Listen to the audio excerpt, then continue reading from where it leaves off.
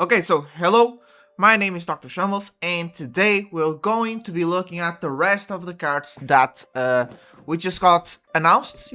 Bandai made a video opening a box of OP15, and yes, and, uh, and there we got to see a lot of the support for Enel. Now, I already know what thumbnail I'm gonna use, I already know what title I'm gonna use this time, and I know it may look negative, but it is not that negative. I made a thumbnail and title once the event that you guys just saw in the thumbnail, which I don't remember the name, but I'll see in a second.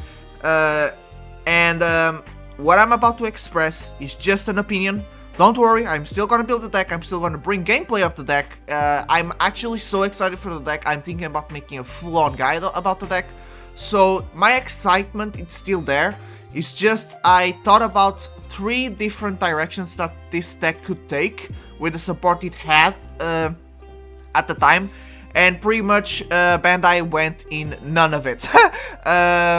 It went somewhat, or actually maybe it tried to go in all of the 3 directions, and that's what's worried me. So before we get into it in detail, what's gonna happen here is I'm gonna tell you guys about the cards that I think had the most value in that video. I'm not gonna tell you guys about all the cards that we saw, because some of them are clear that will not be played in this deck. Maybe if some other build comes around, maybe we'll reconsider those cards, but for now, some of those cards are completely useless for our build.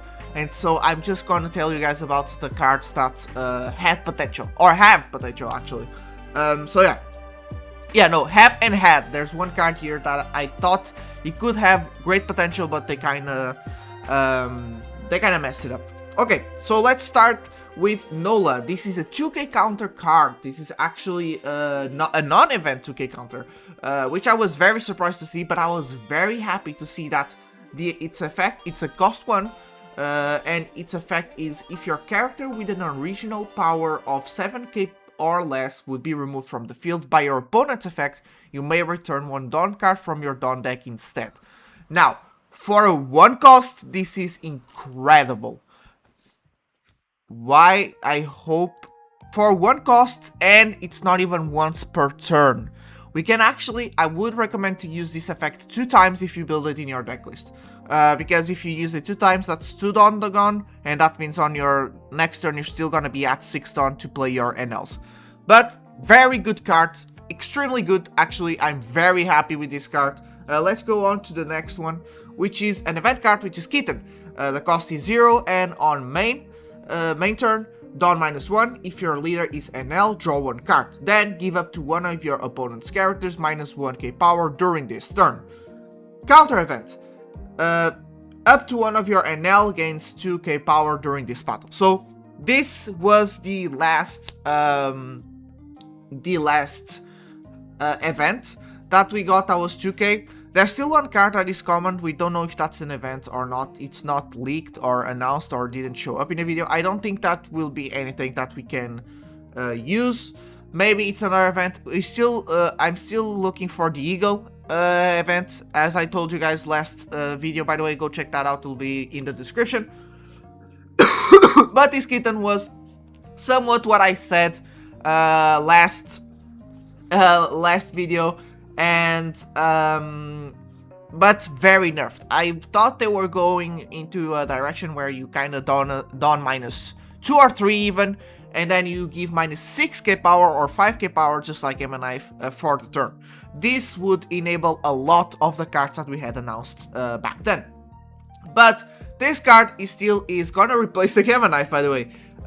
It's just now Ohm Swing just became super important, because this card plus Ohm is -2k, and then you have all of your events that were previously already announced that you can rest or KO or whatever. So this just became a lot.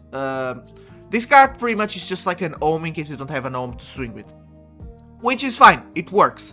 I would prefer if that card said 2k, -2k, it would have already been incredible, by the way. But it's -1k, it's fine. I actually like it a lot, so let's go on to the next one, which is Holly. Cost 3, 4k power, all of your Ohm and this character gains double attack, which means deals 2 damage. Then, on your opponent's turn, set the base power of all of your Ohm and this character to 6k power. So, I pretty much predicted this card. I told you guys about this card. I knew this card was coming. It was exactly like I said. And I think, again, just like I keep my opinion from the last video, I think this has extreme potential for you to make very good pressure, since I can see we are an aggro deck, and so making double attacks I think makes a lot of pressure, and I do like that idea. Okay, not much to say. Now I'm just gonna say some of actually there's still one more. There's still one more that has good potential, but yeah. Next card. It's Yama, cost 3, 4k power. It's a blocker, and on play up to 1 Divine Soldier, what the hell, or Vassals type character with cost of 1 from your hand. So this is pretty much like the red kid from Red Law, that lets you play a very small body. This has extremely good combo potential, especially with Holly, that we just talked about. Both are cost 3, you only have 6 ton, so you may play Holly, then you may play Yama, and that makes so that you can play a home with that, and that sets up the whole combo with Holly, so not that bad actually. But yeah, we'll talk about it later when I show you guys the deck list. And last card, now this is the card that I really wanted it to work. If I was going to talk about potential alone, this card would be at the top of the list. It's just disappointed me beyond belief.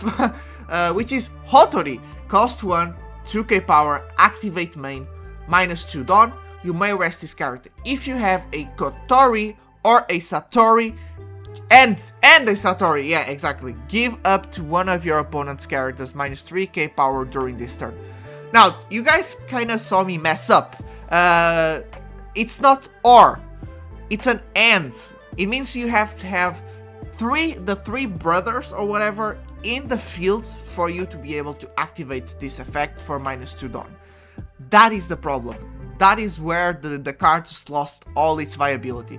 The reason why I'm still shouting out this card is because it had so good potential. Imagine if you could actually make a card for pretty much one cost and -2k, -3k power. Even if it's just for one turn, it will become a pseudo blocker. It would be so good, but it's the fact that you have to have both of them on the field. Because if you didn't, you could still play Satori and Hotori and then use this effect, but you need Kotori. I'm not even gonna tell you guys the Kotori effect, it doesn't really matter. It's too much slots from the deck and we don't have that much space, so yeah. Hopefully, maybe, again, some of these cards become viable along the line, or will come back depending if this deck gets support or how the meta shifts, we don't know. But yeah, these were the cards. Now, get ready to look at my deck list. We'll be looking through the deck list, my reasoning behind every single card and ratios. I'll also be explaining the reason why I'm not playing some cards, okay? So here is the deck list. We're using the Kardikaizuku's website right now. Thank you, Kardikaizuku. He's pretty much like updated this his website like with the shitty versions of the images, just for people to be able to deck build as soon as possible, so they can print proxies and try the deck as fast as possible. So thank you to him because he's enabling a lot of this video as soon as possible. I'm still only gonna upload this on Monday, but at least I already know on Monday a video is out. So sorry, let's look at my deck list. Let's look at the core first. The core has to be obviously the leader, and then you have the 4 vassals. This is core. You need to play all the vassals that are that once you play them, they draw you 1 card. You don't have a searcher, so you drawing a card is the best you can do, and so you need to play as many of them as possible. There's some effects here that I wish I wish, no, I actually don't like, and I wish I didn't have to play them, which is Gadatsu, for example. I think this card is not as good as the rest of them. All of them are actually pretty good except Gadatsu, in my opinion. If he was an effect like Uroge, which is when attacking, you would KO a 2k power or less, that would be much better, but it's not. It's when you KO him. That actually makes a lot of difference, by the way. But yeah, you need to play these 4, and you only have space for them 4. You don't have many flex spots in this deck, unfortunately. But yeah, you need to draw a lot to try and get to your Enels. And so we are playing the 4 Vassals. The next core is obviously the 2 Enels here. These are the boss monsters. You pretty much, if you can, you want to play one of them every turn. Maybe not every turn.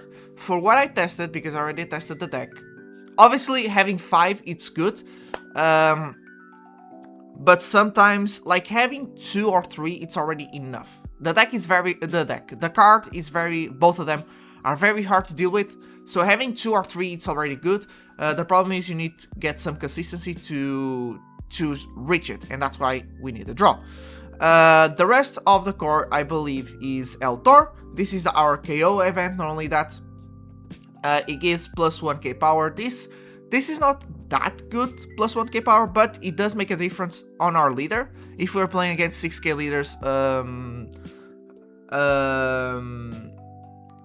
you know, if we're playing against 6k leaders, this helps quite a bit, actually. Not only that, this has a KO, which you can KO 3k power or less character on your main, and then it's a 2k counter pretty much for us. That's it. We need that 4. The next 4 is Kitten. We obviously need this at 4 because it also draws us 1 card, and then we give up to one of our opponent's characters minus 1k power for this turn, obviously. And it's a 2k counter. So this is more for a draw. Unfortunately, El Tor does not draw. That is the only problem with El Tor. But yeah. And this is the card I really don't like, but we do need to play it at least 4 or 3. This is also core, by the way, which is Lightning Dragon. This is the card you guys saw in the thumbnail. I'll get to it, but it also draws us 1 card. Not that bad. At least that. And then up to one of your opponent's rested characters with 6k power or less will not become active in your opponent's next refresh phase. That is great. That is fine. It stops an attack of a 6k, and then we have 2 cards here, which is our Ohm and Kitten, or Divine Departure. I'll get to that. That will decrease power, and that pretty much lets us hopefully stop or freeze a character. Because we have these 2 events and attacks, it means that 7k power characters are in range of this. So if they do attack with 7k, we can just decrease with an Ohm Swing or with a Kitten, and then use Lightning Dragon. Both Kitten and Lightning Dragon will be replacing themselves, so we don't actually go down in cards in hand, which I think is the best part. Now, last part of the core is the Mamaragan. This is the SR. Sorry, by the way, I might mess up some rarities of the cards. I play too many TCGs, so I mess up the rarities. But yeah, this is an SR. On main, you don -2, draw 1 card, then rest up to one of your opponent's characters with 5k power or less. So this pretty much enables your Lightning Dragon if they leave their character active. Pretty nice.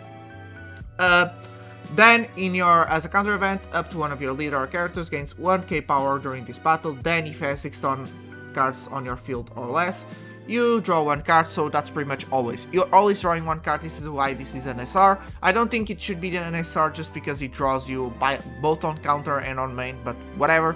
You do need to play 4 because, again, it's draw. Now, this is my deck list. Before I get my deck list, I'll show you guys what people are pretty much agreeing on, okay? And then I'm gonna tell you why I don't think I would be playing like that. Oh, that's not the card, it's this one. This is the most popular deck list right now, so if you guys don't want to take my opinion too seriously and just want to know what everyone is agreeing upon, is this. This is the deck list that everybody thinks they're going to play. And probably will be going to play. Pretty much, instead of playing the deck that I was playing before and showing, you play 4 Vori. This makes so that you are always drawing, which should up the consistency, and then this is also a 2k counter. and the rest is pretty much the same. You still pretty much want to do the same, which is fine. The reason I don't really want to play Vari is I think it's main event. Obviously, the draw is good. I'm not trying to say that it's not, but the plus two costs on characters which we cannot use on either Enel is just on Ohm, Gadatsu, Satori, Inshura, and Divine Soldier, whatever. It doesn't really protect them. The situation is, supposedly, the theory behind it is, you are 6 cost on Enel, so there are cards that freeze, because you cannot get removed. So removal doesn't work on him, but freeze does work, and so the idea is to, you play this, so if you know the strategy on the other side can freeze your characters depending on the cost, you can use this to bump their costs for your opponent's turn, and then you just draw a card which hopefully will be NL. That is pretty fine in the strategy. My problem with this whole strategy, and that's why I'm gonna go back then to my deck list, is even with this draw, if you kind of, you still only have 8 of your of the cards that you actually want to see. You know, you always want to see an L. That's fine. I know we need the draw. I know. But Eltar already doesn't draw. And so, like, you can still break with this, by the way. You can still, like, take too long to find an L. And my idea behind the other deck list... Oh, that's not what I want. The other deck list is to try and not be so dependent on the draws. Is to try and actually have something else to play if you don't find an else, because if you do, if you normal roll, let's call it this, you have 4, 8, so pretty much 16 cards. 16, that's 20. Yes, sorry, my math. 20, 24, 24. That's 28 cards. That's more than half of the deck that draw you into the supposedly the cards that you want to see. Even if you low roll, that's the problem. Obviously, if you play the others, that's not 28, that's actually 32. But then you have pretty much a card that's only used in like 80% of the no, actually 95% of the matchups. It's literally only used to draw or counter. Not only that, if you play against a new Luffy, a new Luffy, let's show them this. Pretty much this Luffy pretty much would counter those whole events as counter events, because you would just be bumping this guy up a lot. Yeah, that's pretty much it. So I kind of wanted something, and this may go back, by the way. I might go to 2 Holies and 4 Divine Soldiers, by the way, and just have 2 of this deck. I believe if you're playing Holy, you need to play Nola, but you can also just remove Nola and play the Vari for draw and 2k counters. The reason I'm playing like this right now is because Holy can do extreme pressure, and that's why I'm gonna try it. If I don't like it, we'll go to the deck list that everyone is using. It's fine. I'm okay with that. It's gonna be fun anyways. But Holy pretty much makes it makes so that they cannot swing onto home, because the home swing just became super important, okay? And making it at 6k will mean that your opponent will have to expend at least a leader swing into him and onto Holy, because they're both gonna be at 6k power. And instead of being able to swing with a Searcher or to swing with a smaller body that they played, maybe also a guy that they played to stop KO effects or whatever. And this makes it have value, much more value than being at 2k all the time. The reason I'm playing Nola with Holy, I'm only playing 2 Nola, is because if you do play Hola, you kind of want to play Nola to protect the Holy from removal till the next turn, because Holy swing will be much better than the home swing. When you play Hola and you play what the hell am I saying? Holy, and you play Nola, you can make a 6k swing with Ohm with their leader effect to make a double attack threat. that's not that good because it's easy to counter out of. But next turn you're gonna have a Holly. Let's imagine you have an Enel. You can play the Enel, go -1 Dawn or whatever to use its effects, and then you use the Enel's effects to make Holly an 8k swing with double attack.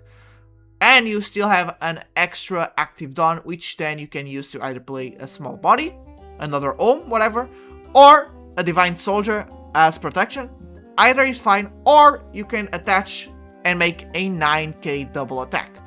That's why I'm thinking about playing 2 to 3 cards of Holy, because we can make a much bigger threat with that double attack swing, but it needs to be somewhat early to mid game. Late game, we need the Enels, okay? Obviously, this is just theory, and I could be completely wrong. I am assuming I am, but I'm still gonna try it, because if that combo works, it would be really good. Like, if we could set 1 or 2 Enels and then set up a Holly with a Nola, that would be great, to be honest, because then that would place, I'm imagining the situation that would place our opponent in a very bad situation, which is they will have 2 10k swings, right? Let's imagine we have 1 of each, and so then, like, just a 9k from Holly already makes a lot of pressure, because if they take, that's a lot of lives they take, and then they need to counter our NL swing, which is fine. Like, all of our swings just get more pressure with Holly. I don't know how to explain this with words, to be honest. Like, if they counter, they lose a lot of cards in hand. If they counter Ohm's 6k swing and then Holly 8k swing, let's assume it's an 8k, that's 3 cards from hand, which means our NL swing will most likely go through. That's 1 card, like, that's cards from hand and a life. And if they do this, if they do counter off these 2 swings, then our NL swings will definitely go through. So that's going to be a lot of cards in hand, and still we're gonna take lives, you know. And if they do take either of these, that's a lot of cards from life, and then they will be obligated to counter our leader swing and counter the NL swings. Or if they take again, that's a lot of, you know, that's too fast. That's the way I'm seeing it. If we manage to set the NL, we might be able to do this, you know. Yeah. Another thing that I was thinking about is, like, just play 2 Hollies, play 2 Nolas, still play 3 Divine Soldiers, and then play 1 Vari. Like, I'm not saying the draw is bad. Obviously, the draw is always on my mind. You know, you just play 1 Vari for the draw, for, you know, if I want to stop one freeze, that's fine. And it's still a 2k counter, so we have 11, not 12. We still have Holly tech, but we're not really playing for it, and Nola, so I think if you're playing Holly, you need to play Nola. You can try to play without it and just play Vari. If I could play like 3 Vari and then just play Holly, if I know they don't have bounce. So this would be like Roger matchup. No, Luffy does play removal. Hancock does play. No, I don't think Hancock plays removal. So Hancock, Sabo does play. Yeah. So there's too much removal, and we would need too much counter removal. Okay, sorry. So I would have to play Nola if I want to play Holly, but I wouldn't have to play Nola if I'm not playing Holly, and we could go for Vari. It's 2 ways to look at things, to be honest. I'm not saying I'm right. Again, I'm assuming I'm wrong. But for now, I'm still gonna try this. Okay? Let's go now to the reason why I was so disappointed with Lightning Dragon. I thought the deck was going to go on removal. Actual removal. As a guy that plays Kuzan, let me tell you, freeze is nice, but it's never a good solution. You need to be very well set up for you to actually freeze stuff. And for it to actually work and stick. The fact that we're playing for freeze, because like this card draws us itself, so we need to play this card. We need to play for this card because these draws are one of the few things that are giving us consistency.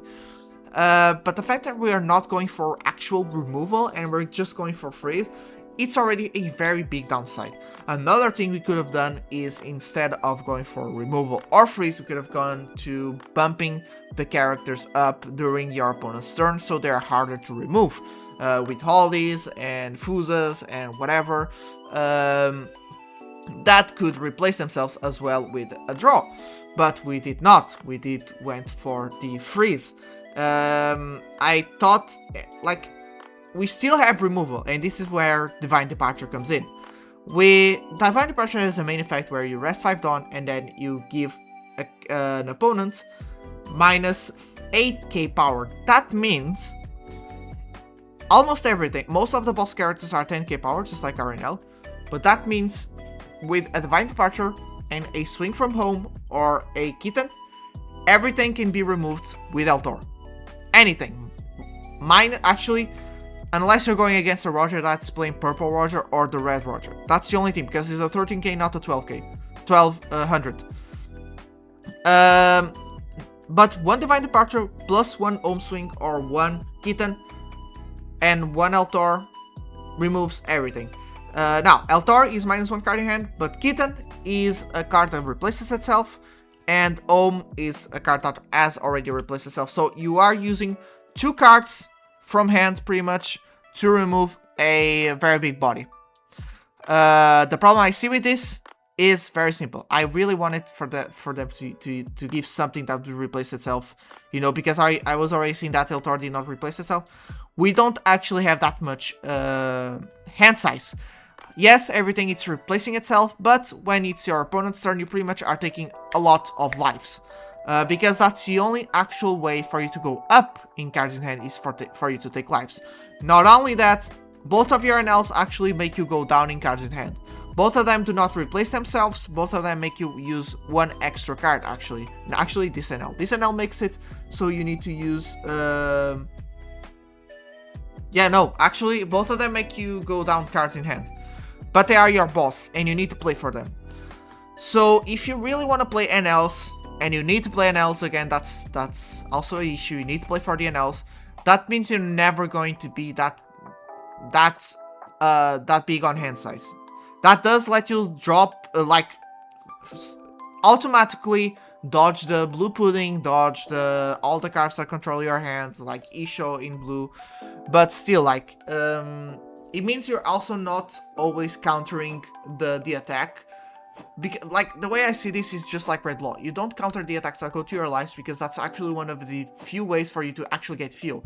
Most of the cards from Law I'd also replace themselves or combo into playing 2 cards in your hand.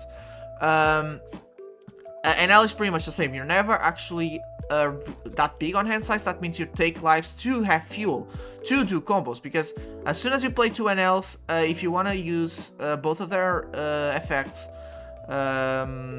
which I think you're gonna be using almost every time when you play them, you're going down a lot on fuel, actually, very fast. Like, if you start with 5 cards in hand that are replacing themselves, if you play this NL, that goes to 3, pretty much. You go to 3 or 4, 3 or 4, because you draw for the turn. I don't know.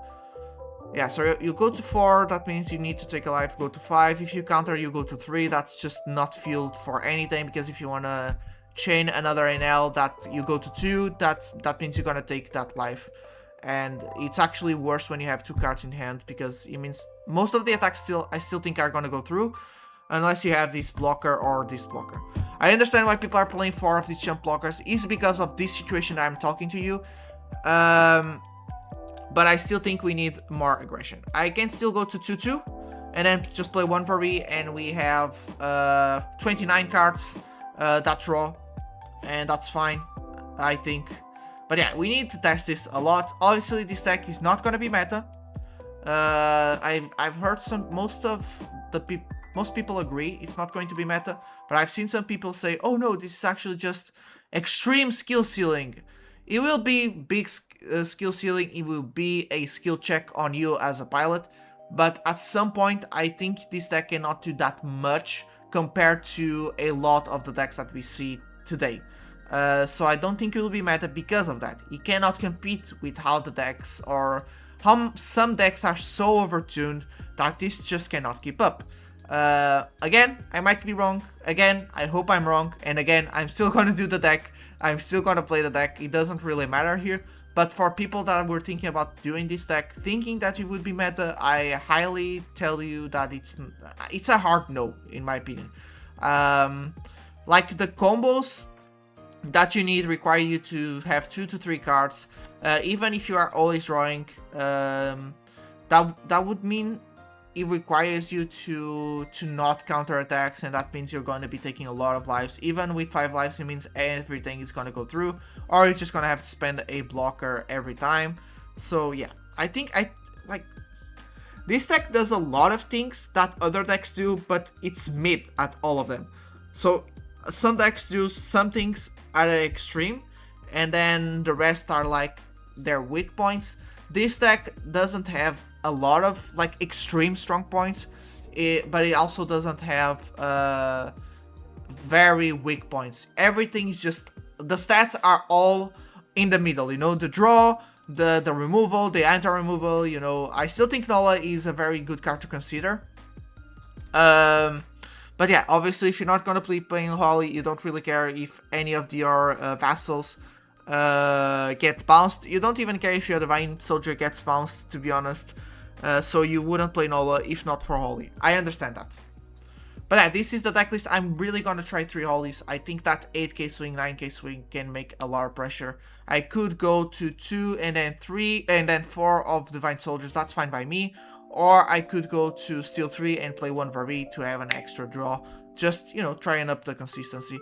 But yeah, thank you so much for watching this video. I hope you enjoyed. If you did, like and subscribe. Comment what you think of the video. Comment what you think of the deck. I'm gonna leave my first part in the description in case you guys wanted to see what I was thinking about this deck, where this deck was gonna go. But yeah, that's it. I'll see you all in the next one. Goodbye.